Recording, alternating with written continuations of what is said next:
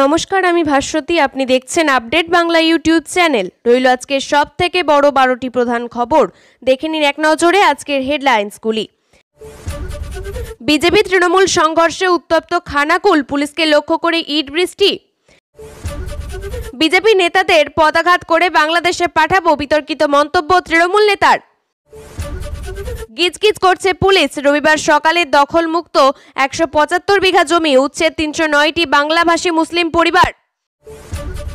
7 দিনের মধ্যে হলফনামা না দিতে পারলে ক্ষমা চান, রাহুলকে তোপ কমিশনের পাল্টা দিল কংগ্রেস। মুখ্য নির্বাচনী কমিশনারের জেল হওয়া উচিত, আমাদের আইকিউ বিজেপি লোকেদের মতো ভাববেন না। এসি থেকে বাইক, মোদির কথা মতো জিএসটি সরল হলে দাম কমবে কোন কোন পণ্যের। দল ছাড়তেই জুটেছিল চরিত্রহীন তকমা, একদা বিজেপি নেত্রীর কুশপুতুলে জুতো মারল কর্মীরা। সংঘর্ষ বিরতি লঙ্ঘন হুমায়ুনের, আবার ফাটালেন বোমা। বন্ধুদের সঙ্গে বাজি ধরে ঝিল পারাপার করতে গিয়েছিলেন, মর্মান্তিক পরিণতি। যাদবপুরে ছেলে নাকি জঙ্গি, আলিপুর আদালতে উঠে এলো বিস্ফোরক তথ্য। যমুনা নদীর জল বিপদসীমা ছাড়াচ্ছে, বন্যার আশঙ্কা দিল্লি এবং হরিয়ানায়, কি বলছে দিল্লির সরকার। বিহারের জোটে জিতবেন না রাহুল, ভয় না পেতে ভোটারদের অনুরোধ শুভেন্দু অধিকারীর। প্রিয় দর্শক, আমরা আপনাদের কাছে এই ভিডিওতে 2000 সাবস্ক্রাইব এবং 1000 লাইকের আশা করছি। আমরা প্রতিদিন চেষ্টা করি আপনাদের জন্য সঠিক এবং নিরপেক্ষ খবর পৌঁছে দিতে। এবার এক এক করে দেখে নেব বিস্তারিত খবরগুলি।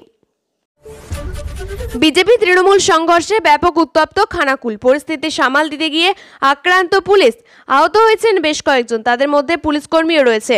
প্রতিবাদে সোমবার 12 ঘন্টা খানাকুলে বন্ধের ডাক দিয়েছে বিজেপি। জানা গিয়েছে, একটি দলীয় কার্যালয় বানানো নিয়ে ঘটনার সূত্রপাত। তৃণমূলের অভিযোগ, কলপাই হাটতলার কাছে সরকারি জায়গায় দলীয় কার্যালয় বানিয়েছে বিজেপি। সেখানে স্থানীয় বিজেপি নেত্রী পিয়ালি জানা, পঞ্চায়েত প্রধান সুভাষ, আরও কয়েকজন বিজেপি নেতাকর্মী তৃণমূলের কর্মী সমর্থকদের লক্ষ্য করে ইট মারে। তৃণমূলের কর্মীদের লক্ষ্য করে ইট ছোড়ার অভিযোগ ওঠে, পাল্টা প্রতিরোধ গড়ে তৃণমূল। এই নিয়ে দুই পক্ষের মধ্যে ব্যাপক সংঘর্ষ হয়। বাঁশ, লাঠি, লোহার রড নিয়ে একে অপরের ওপর হামলা চালায় বলে অভিযোগ। তবে এই ঘটনার প্রতিবাদে তিনি সোমবার খানাকুলে সকাল 6টা থেকে সন্ধ্যা 6টা পর্যন্ত বন্ধের ডাক দিয়েছেন। এবার বিজেপি নেতাদের পদাঘাত করে বাংলাদেশে পুশব্যাকের হুমকি তৃণমূল নেতার। ভয়ঙ্কর অভিযোগ, তৃণমূল নেতাকে বলতে শোনা যায়, চুলের মুঠি ধরে বাংলাদেশে পুশব্যাক করব, তারপর ক্ষমা চেয়ে নেব। প্রকাশ্যে হুমকি দিতে শোনা যায় মালদহ তৃণমূলের জেলা সভাপতি আব্দুল রহিম বক্সির। পাল্টা বিজেপির বক্তব্য, মানুষের মধ্যে বিভেদ করছে তৃণমূল। মালদহে দলীয় একটি অনুষ্ঠানে আব্দুল রহিম বলেন, বন্ধু বিজেপি, তোমরাও চুলের মুঠি ধরে পেটাতে পেটাতে বাংলাদেশে পুশ করে দেব, তারপর আমিও ক্ষমা চেয়ে নেব। আমি বলবো, বিজেপি যে বাঙালি সেটা আমি বুঝতে পারিনি। তৃণমূল নেতার এই মন্তব্যে স্বাভাবিকভাবেই বিতর্ক দানা বেঁধেছে, সরব হয়েছে বিজেপি। বিজেপি সাংসদ খগেন মুর্মু বলেন, বিজেপি মানুষের সমস্ত রকমের অধিকারকে রক্ষা করার লড়াই করেছে, বাংলার সমস্ত মানুষ যাতে তাদের অধিকার ফিরে পেতে পারে, কিন্তু তৃণমূলে মানুষে মানুষে বিভেদ তৈরি করেছে, সন্ত্রাসবাদীদের মদত দিচ্ছে। তবে মঞ্চে এহেন বক্তব্যের পর সাংবাদিকদের মুখোমুখি হয়েও নিজের বক্তব্যের সমর্থন আবারও বলেন, বিজেপির বড় বড় নেতারা যারা কলকাতায় বসে ভাষণ দিচ্ছেন তাদের পদাঘাত করে বাংলাদেশে পাঠাবো। উল্লেখ্য, গত কয়েক মাসে পুশব্যাক বঙ্গ রাজনীতিতে অত্যন্ত প্রাসঙ্গিক হয়ে উঠেছে। ভিন রাজ্যে কাজে গিয়ে বাংলা ভাষায় কথা বলার জন্য সেই রাজ্যের পুলিশের কাছে হেনস্থার শিকার হতে হচ্ছে, পরে তাদের বাংলাদেশি সন্দেহে পুশব্যাকেরও অভিযোগ উঠছে। রবিবার সকালে প্রায় গোটা গ্রাম ঘিরে ফেলল পুলিশ প্রশাসন। এলাকায় এলেন জেলা শাসক। কিছুক্ষণের মধ্যেই শুরু হয় উচ্ছেদ প্রক্রিয়া। ঘটনা অসমের জাপারিগুড়ি এলাকায়। সেখানে নাকি 175 বিঘা জমি হয়ে গিয়েছিল বেদখল, অবৈধভাবেই থাকছিলেন দখলদাররা। তাদের সরাতেই 7 সকালেই শুরু হয়ে যায় অভিযান। সর্বভারতীয় সংবাদ মাধ্যম এনডিটিভির একটি প্রতিবেদন সূত্রে জানা গিয়েছে, এদিন 309টি পরিবারকে উচ্ছেদ করেছে পুলিশ প্রশাসন। ঘটনাস্থলে পৌঁছেছিলেন জেলা শাসক সীমান্ত কুমার দাস। তিনি জানিয়েছেন, শান্তিপূর্ণভাবে উচ্ছেদ হয়েছে। এখানে মোট 309টি পরিবার ছিল, যারা প্রায় 175 বিঘা জমি বেদখল করে বসেছিল। তাদের আপাতত সরানো হয়ে গিয়েছে। তবে এই প্রক্রিয়া হঠাৎ করে হয়নি। দখলদারদের 1 আগস্টের একটি সংক্রান্ত নোটিশ প্রদান করা হয়েছিল। তাতে সাফ জানানো হয়েছিল, 15 দিনের মধ্যে দখল করা জায়গা ছেড়ে দিতে হবে। তার সংযোজন, দখলদারি পরিবারগুলি এই এলাকা ছেড়ে আপাতত চলে গিয়েছে। বেশ কয়েকজন তাদের ছাউনির ঘর আবার ভেঙে গিয়েছে। এই গোটা অভিযানের জন্য রবিবার সকালে ওই এলাকা পুলিশে ছয়লাভ হয়ে ওঠে। কিন্তু দখলদাররা কারা? প্রশাসন সূত্রে জানা গিয়েছে, অসমের ওই এলাকার বেদখল হয়েছিল বাংলাভাষী মুসলিমদের দ্বারা। এবার তারা ভারতীয় নাকি বাংলাদেশি সেই প্রসঙ্গে কোনো তথ্য পাওয়া যায়নি। তবে প্রশাসনের এই উচ্ছেদ অভিযানকে অমানবিক বলেই দাগিয়ে দিয়েছে অসম সংখ্যালঘু ছাত্র পরিষদ বা AAMSU সংগঠনের সাধারণ সম্পাদক কুদ্দুস আলী সরকারের দাবি, উচ্ছেদ অভিযান এই মুহূর্তে বন্ধ করতে হবে। যতক্ষণ না পর্যন্ত ওই দুর্গতদের পুনর্বাসনের ব্যবস্থা নেওয়া হচ্ছে, ততদিন পর্যন্ত এই অভিযান চালানো যাবে না। হয় ভোট চুরি সংক্রান্ত যাবতীয় অভিযোগ হলফনামা আকারে 7 দিনের মধ্যে জমা দিন, না হলে প্রকাশ্যে ক্ষমা চান। রাহুল গান্ধীকে চ্যালেঞ্জ নির্বাচন কমিশনের। পাল্টা কংগ্রেস বলছে, কমিশনের বক্তব্যে স্পষ্ট হয়ে যাচ্ছে কিভাবে বিজেপির তরফে পক্ষপাতিত্ব করা হচ্ছে। দিন কয়েক আগে ভোটার তালিকা তুলে ধরে ভুয়ো ভোটার সংক্রান্ত একগুচ্ছ অভিযোগ করেন রাহুল। রবিবার মূলত রাহুলের সেই অভিযোগগুলির জবাব দেওয়ার জন্যই সাংবাদিক বৈঠক করে কমিশন।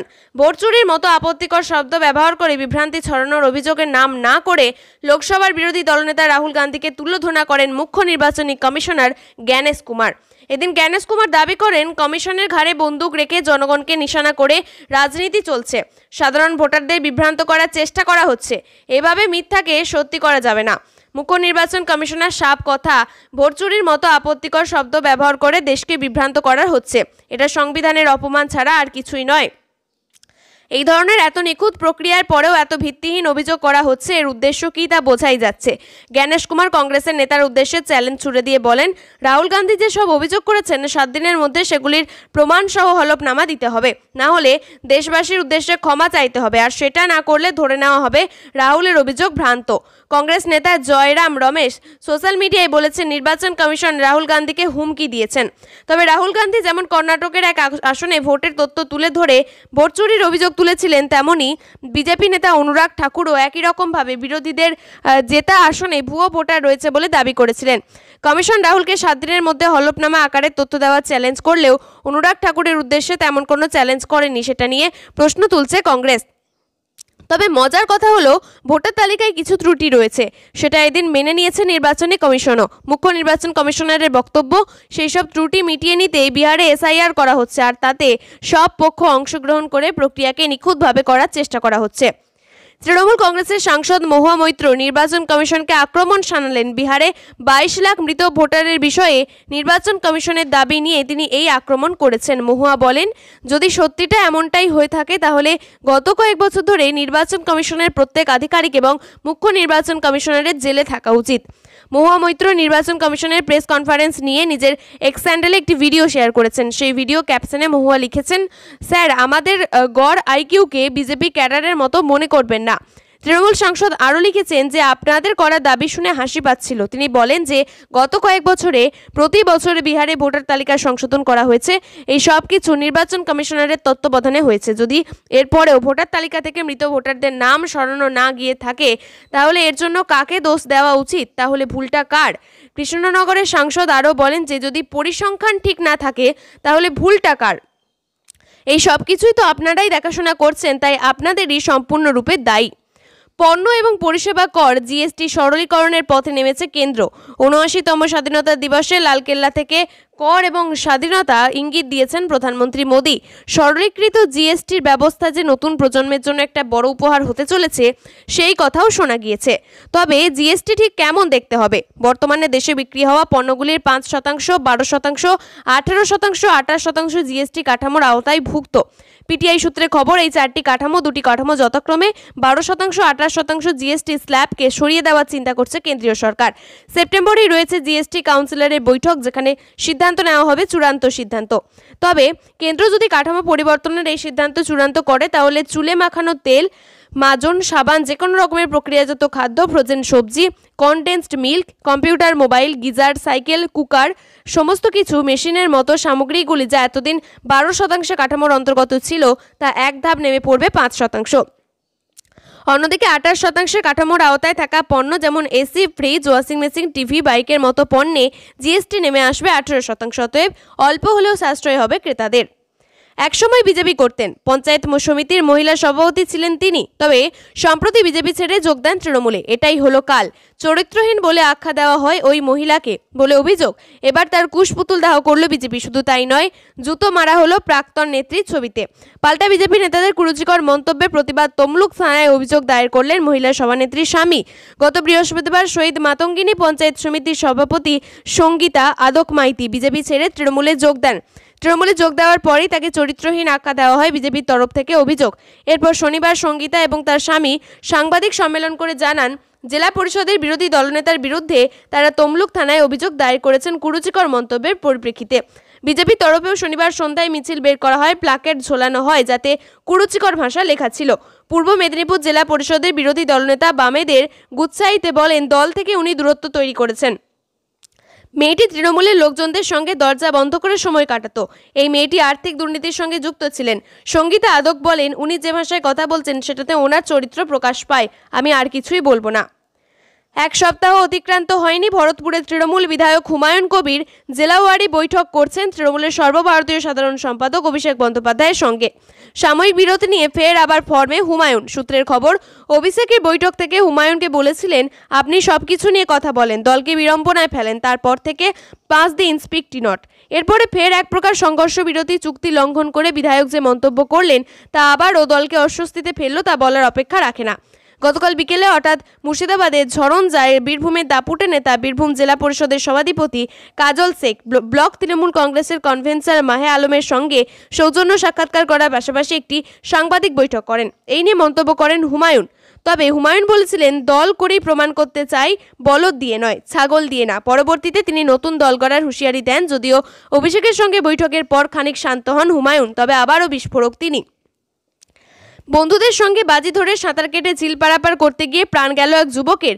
পুলিশের হাতে আটক হয়েছে এক বন্ধু। রবিবার সকালে ঘটনাটি ঘটেছে হাওড়ার বাল্টিকুড়ি ইসওয়াই হাসপাতালের সংলগ্ন ঝিলে। জাল ফেলে ডুবুরি নামিয়ে খোঁজাখুঁজির প্রায় 3 ঘন্টা পর যুবকের দেহ উদ্ধার হলে হাসপাতালে পাঠালে চিকিৎসকরা মৃত বলে ঘোষণা করেন। মৃতের পরিবারের দাবি, রবিবার সকালে বন্ধুরাই বাড়ি থেকে ডেকে নিয়ে গিয়েছিলেন। সুফিয়ান সাঁতার জানতেন, তাহলে কিভাবে জলে ডুবে গেলেন, প্রশ্ন তুলছে পরিবার। এই ঘটনায় মৃতের এক বন্ধুকে আটক করে বাঁকড়া ফাঁড়ির পুলিশ। আটক ওই বন্ধু বলে, তার বন্ধু মিলে ঝিলে স্নান করতে গিয়েছিলেন। নিজেদের মধ্যে সাঁতারের বাজি হয়। ঝিলের ওপারে যাওয়ার পর তারা আবার এপারে সাঁতার কেটে আসতে শুরু করেন।